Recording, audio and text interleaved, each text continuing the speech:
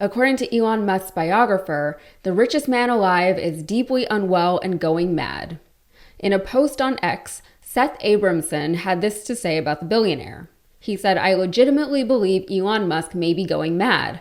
I'm a Musk biographer who has been tracking his online behavior for the last 2 years, and given that he's admitted to all of mental illness, heavy drug use, and crippling stress, it is now reasonable to fear he is deeply unwell." When I look at Elon Musk X feed, I mean, it basically 95% of it sounds like I wrote it. And an unwell Elon Musk is trouble for all of us, not just here in this country, but around the globe. The more power hungry he gets, the more he cozies up to the world leaders, the more ambitious he becomes, the more unstable our world and reality are. Where is the George Soros of the right? Where do we find the billionaire who will never give up on the great promise of America? And in walks Elon Musk. So God bless you, Elon, and we're so grateful. Just to give you a quick example, President-elect Trump is already making wild threats to take the Panama Canal and Greenland by force. That would mean declaring war on 2 longtime and peaceful allies, Panama and Denmark. One of the reasons why he might be inclined to be doing all of this is because the U.S. having control over the canal and Greenland would be better for Elon Musk's businesses. To that point, Abramson continued in his thread, "His private struggles would not be of general concern except they have dramatic public consequences. His holdings across many civilization-essential industries and the fact that he's the incoming POTUS mean that his madness and increasing incitement of violence endanger us all." And this isn't necessarily anything new or anything we haven't seen time and time again throughout history. Whenever power is concentrated within one person or even a few people, every mood swing and every whim could reap disastrous consequences for entire populations. And I'll give you an example. King Henry VIII of England famously had 6 wives. He started the Anglican or Protestant church because the Catholic Pope wouldn't let him divorce his first wife and marry Anne Boleyn. So he left Catholicism and converted all of England to Protestantism. Back then, however, women weren't allowed to inherit wealth or earn their own income. So if they were unable in their youth to marry well, they always knew that they could fall back on a life in the convents. When Henry broke with Catholicism, convents across the country were ransacked and pillaged, and the women living in those convents were left without anywhere to live and with nothing to do, and most of them would have been too old by then to consider marriage as a realistic prospect. Lives across the country were destroyed all because the king felt like doing a thing.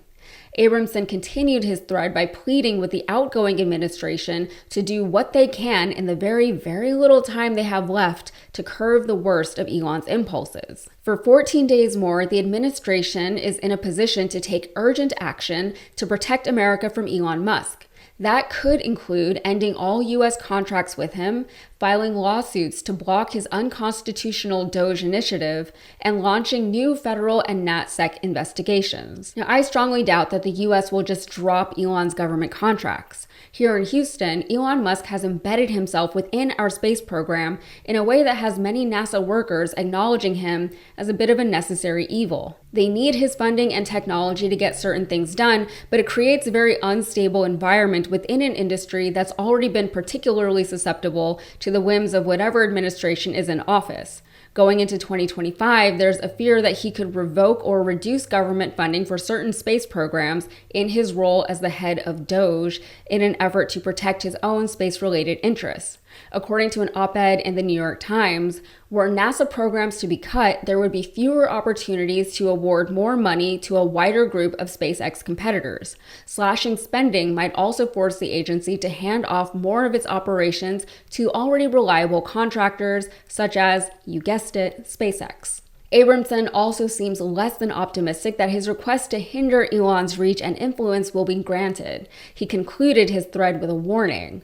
If no action is taken, and I suspect no action will be taken, what this man in his burgeoning madness does to America as POTUS in the coming years will be on the heads of not just him and those who support or enable him, but those who ignored urgent, informed warnings like this one. I was just telling someone that I can't believe that these generations, let's say Gens X, Y, and Z, We're raised on superhero stories and villain origin stories, and collectively, we have been so slow to clock Elon Musk and others like him as real-world villains, or if that's a little harsh, as chaos agents. It's textbook, or in this case, it's comic book. Anytime anyone is amassing more and more power and influence with seemingly no ceiling in sight, it should be cause for concern for everyone, everywhere. But as Andy Levy said on the New Abnormal podcast regarding Elon's efforts to infiltrate various governments around the world, nobody is stopping him and nobody's even trying to stop him. From what I can figure out, I haven't seen any calls from anybody in any party here in the United States to maybe take a look at the government contracts he has and to take a look at what an absolute nightmare of a security risk he is.